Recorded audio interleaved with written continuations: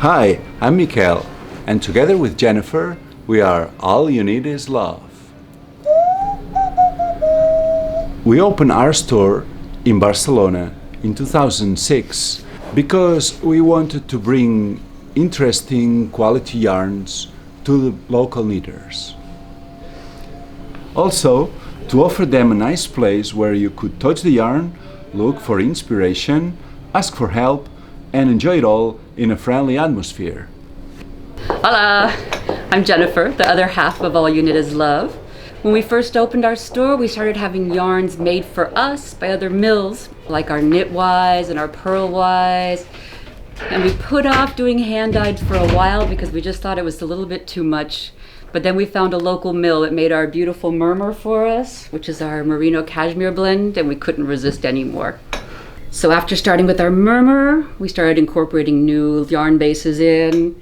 We did our Bouquet, which is our mohair silk blend, which I love. We have our sock yarn, which is one more row, and super squishy merino.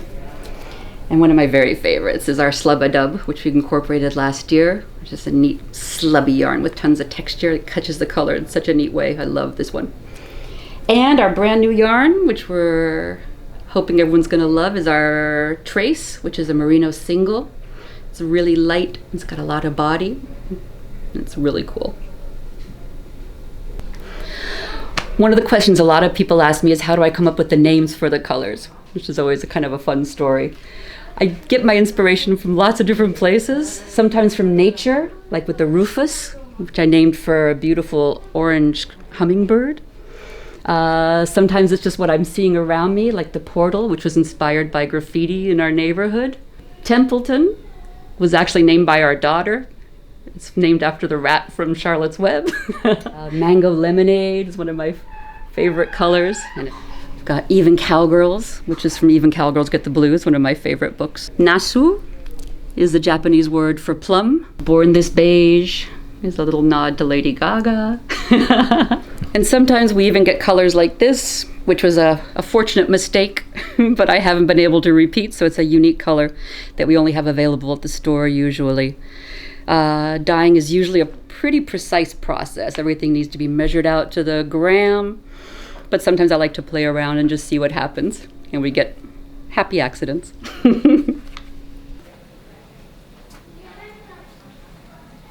For me, dyeing has been a really interesting experience. It's part science, part artist. I love the precision of measuring out things, of writing down my recipes, of repeating, making something work out every single time you dye it. But I also love the part of seeing what happens when you add a color to another color and things appear in your dye pot, and it's just kind of like magic. I love the chemical part, when seeing how add more of this, take out some of that, and how the yarn reacts, how the water reacts, how the dye reacts. It's just a really fun experience.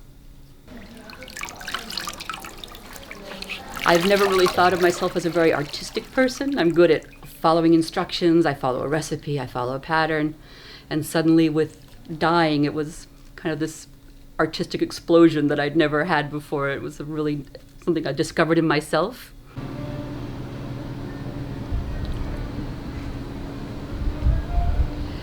Well, we're going to miss seeing everyone in person this year. A big thank you to Barcelona Knits for organizing this wonderful online festival. And we hope to see everyone next year in Barcelona and have a big party and celebrate with lots of yarn. Keep safe and happy knitting. Bye.